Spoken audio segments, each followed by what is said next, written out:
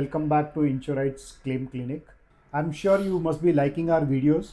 If you have not subscribed our channel, please do so, and we will value your feedbacks. Please give your feedbacks to improve our quality of content. Welcome back, sir. Welcome back to another Thank you. episode of Claims Good. Clinic. So today there was a question came from one of the customer that what if my goods are going to a customer's a job worker's premise for a work, or similar fashion if as a job worker or as a factory owner I'm processing somebody else's goods at my premise. Yeah, correct. How do I cover that kind of a content or that kind of items in my premise? Yes. So since we are talking about premises and protecting the contents of the premises, we'll be largely focusing on fire insurance. See, in standard fire and special peril policy, there is an exclusion which says that goods held in trust is not covered unless it is declared. Okay, let us just expand this. Now, typically, from an insured point of view, when he is going to think about covering his assets, what he will tend to think is his own building, plant and machinery, stocks, furniture, fixtures. Basically, what is his book showing? What is his books? Ultimately, his books are like, what he that's feels, why I'm risk at. Yeah, what he wants. That is what I'm at risk at. He's only attached to that. Yeah. And he has insurable interest on that. Correct. There are times when he tends to overlook what belongs to others, but which he is temporarily handling it. Yeah. Now, this kind of scenarios happen many a times. Typically, it is in the motor dealer workshops. Motor dealer come workshop. What happens there? A motor dealer has his own inventory of new cars waiting to be sold. And moment that motor dealer invoices in the customer's name, immediately it goes out of the inventory. It is no more his stocks. It becomes customer's goods. Yeah. Even though it is physically there, it is his customer's goods he is holding on. Even the service vehicles, basically. Plus service vehicles. Yeah. In fact, a motor dealer will have more service vehicle in the premises than his own stocks. Yeah. So, but what happens many a times, they may overlook their liability or responsibility towards those set of vehicles. They'll be more concentrated on their own assets, which is reflected in their books of accounts. Correct. Now, what happens if there is a fire in that motor dealer workshop and all the customers' cars are damaged? Now, you may say customer may cover it from their motor vehicle policy. That's not required because customer has handed over the vehicle to the dealer. So he will expect the dealer to respond to that. I mean, he will expect that his dealer's liability and responsibility to compensate him. So it is very important that in fire insurance, in such kind of scenario, what we call it as customer's property, it's called goods held in trust, or taken care in the insurance policy. It has to be included in the insurance policy, and there could be many challenges in that. So the motor dealer may ask, how will I know that at a given point of time, how many vehicles are there? So the value of it again. Value of the vehicles. Every car has a different value because the age is different. So very difficult to arrive to a value of it. Challenges. So they have to go back to their historical records and see at a given, I mean, how many cars likely to come. So see, with the service vehicle, they can predict it. But what about accident vehicles? We do not know when the accident vehicles will come. Correct. So based on their past records, at any point of time, they can only hold this many vehicles. There is also finite space. So at a given point of time, how much service vehicle my premise can handle. What is the capacity? What is the capacity? In the take the highest value of the highest model, which is a model they are frequently selling it, and work it out. This is one way of doing it, but they need to be conscious about it. Okay. Similarly, if you look at it in say, there will be factories which will be doing job work for others, right? They'll be given the metal ingots like steel or aluminium. They may have to do the job working. So the major work itself is job work. So they'll be receiving goods from customers and they'll be working on it.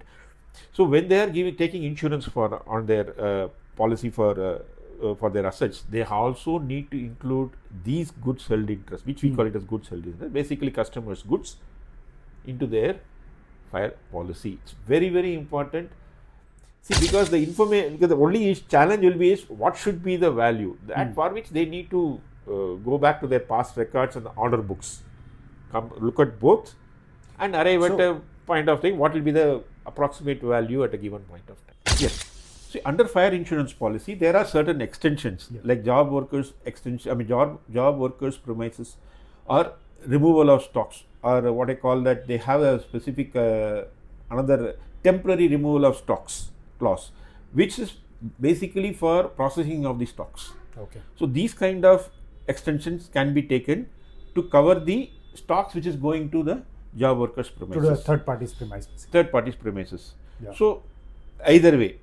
So what is essential is that though insurance provides certain protection, it is very important that when you are sending something to job workers, Yeah. in the contract itself, in the job workers, the job contract, it is very essential that insured. I mean, there is a protection available at the contract. Then insurance policy will come later. The first level of protection is in the contract wording itself, and second is in the insurance policy. This is what I would like to say. Fine, sir. So that is quite useful and quite informative. So have you come across any claims in the similar line where either goods held in trust or you have sent your job item to the job workers premise? Have you seen any claims around this, and what was your experience on that claim? Yeah. See, we sometime way back in that Chennai flood claims. I mean, that was an eye opener for me personally regarding this particular goods held in trust clause. I mean, those goods held in trust cover. There was a dealer dealing with some high-end cars. So what has happened due to that cyclone situations, prior to cyclones, many cars were there, customers' cars were there, For service, either for service. Yeah. And what happened was quite a few of the customers did not take the car. They felt that, okay, cyclone is coming, let it be there. They thought that the car is in the More safer safe there than probably, in their home. In Chennai, many times they park the car in the highway also when such situation comes. I mean, not in the highway, in the bridges also. They come across cases. So, but what happened? There was a sudden surge in the number of cars in the premises. And the flood came and a lot of these cars were affected. Okay. And their premises was also affected, their own cars were affected, stocks were affected, plant and machinery were affected. So they approached, when they came for claim, the maximum challenge we faced was in the customers' calls in their premises. They have taken a cover. They have taken cover for the goods held in trust, under goods held in trust, customers' cars. But that was absolutely inadequate. Okay. So the quantum was very low, to the extent it was 90% under insurance. Oh, okay. So the claim was for almost 1 crore. We could pay, or I remember 1 crore in that goods held in trust clause, I mean cover, customers' cars. We could pay only around 10 lakhs or something. So it was an eye opener for us. And post that, So I if mean, they would have taken correct sum insured, this would have been paid. Basically. Yes, they would have. Then what happened after this claim? We had a very detailed discussion with them, and a lot of discussion was surrounding this particular aspect. Yeah. So they were also not sure how to arrive at the value. Then we suggested how they have to look at it. It's based on their own data. Customers' cars are there. The vehicle movement, inward, outward movement is there. Right. What type of vehicle comes?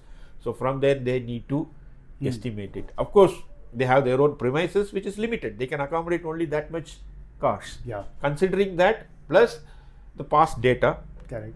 And usually how many vehicles per day they are getting, it comes. They can make some sort of a calculation around that, they have to and little bit of seasonality, they consider can the seasonality, and then they have to take the cover. That's the only way.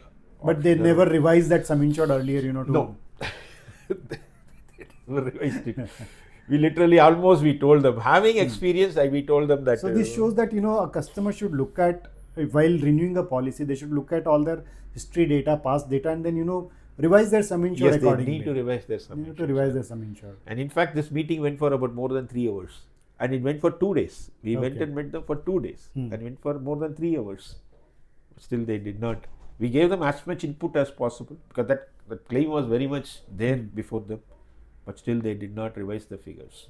This is as far as the other aspect. Yeah. When you talk about, see, I have not come across claims where my goods, where my insured goods going to the customer, but I can give you one particular scenario. Yeah. We happened to interact with one company which was under defense. They were actually testing the equipments given by the defense establishments. Okay. Could be HAL, DRDO, we do not know. Yeah. So they used to send the equipments to them. They have to test the equipments. Okay. Now, part of the testing they were doing it, but they were So responsible for basically, they overall were testing. having the goods held in trust, Yeah, given they by were some third party to to them for testing. testing. Yeah. Okay. So they are answerable to the defense establishment that Correct. anything happens to those goods when it is in their possession, they have to pay. Okay. But what they were doing, they were sending up those goods again to another party Okay. to do the certain So tests. further to one more layer. Okay. So as far as these were, in this scenario, they were the insured, and they were sending it to the another so job they workers had goods who- held in trust, but now they are sending their goods to somebody else, kind of, yeah, basically. which is So second layer of held in trust. job testing.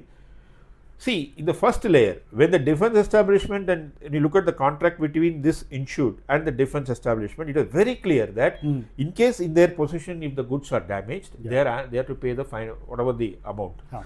But this contract, with the second contract, with the job worker, second layer, in that contract, this protection was not available to insured. So insured was affected in both the ways. They are answerable to defense establishment.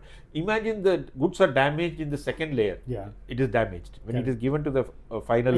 If there is no insurance taken by these, the party. No, neither both the contracts, the insured is affected. There was no protection in the second layer, but in the first contract, the insured was very much answerable. So this was the one experience that we told them. Specifically, see, when you are answerable to somebody, similarly somebody else is answerable to you. Both the contracts, you should be protected. Okay, that contract you are answerable. The second contract you should be protected. Very true. Which they were not. We told them, but I don't know. They didn't. It didn't register them. I mean, they didn't come out with a very positive response. Was not there. Okay. They left it like that. So this is the experience. One more case is there. We had a claim. They are a telecom company. They were also doing testing for quite a few of these components. Testing of very hardware testing, software testing. There was a claim. The claim was for the server, for their own server. We went and there was a 5 lakh. But then when we are going into the policy, there was something mentioned: customer service equipment, 300 crores. Now, that means, then we asked them, how did you arrive at this 300 crores? What is this 300 crores for? They said, sir, we are basically testing the customer's equipments. So, this 300 crores represents the value of the customer's goods which are coming to them for the testing. Now, imagine there was a fire. Now, if the fire had spread, this could have damaged the customer's equipments. Of course, there was another question we asked them: how did you arrive at this 300 crores? They were not able to explain at all. We had a discussion with almost 11 divisional heads. None of them were able to tell clearly. So there was no thoughtful, something there was. We faced it as a guesstimate, some kind of a estimate or guess. No calculation around that. They did not tell clearly how they arrived at the 300 crores. And this policy was getting renewed year after year. After that incident also, this policy was getting year after year for 300 crores. Till then, there was no clarity on that. I hope there is no damages till now for those customer service equipments. As long as there is no claim, all these things will go smoothly. But if there is one claim, questions will start.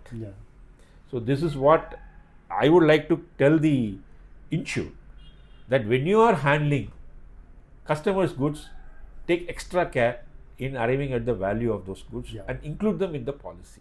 Very nice, sir. Thank you. So I believe customers should look at their overall operations. What is the process? What they do, and depending on the what they are handling, how the work they are handling. If they are doing somebody's job work, if they are sending their goods to somebody else for job work, I think these are the points they should consider while deriving on a sum insured or deriving on a final format of a policy. So I would request all the customers who are into similar kind of product handling or similar kind of a process wherein your goods are going to somebody else's premise or you are handling somebody else's goods at your place, please review your policy. Please go through it. You want us to read your policy and give you a feedback, you can reach out to us. Please spend some time while renewing your policy. This will help you at the time of claim to reduce your losses.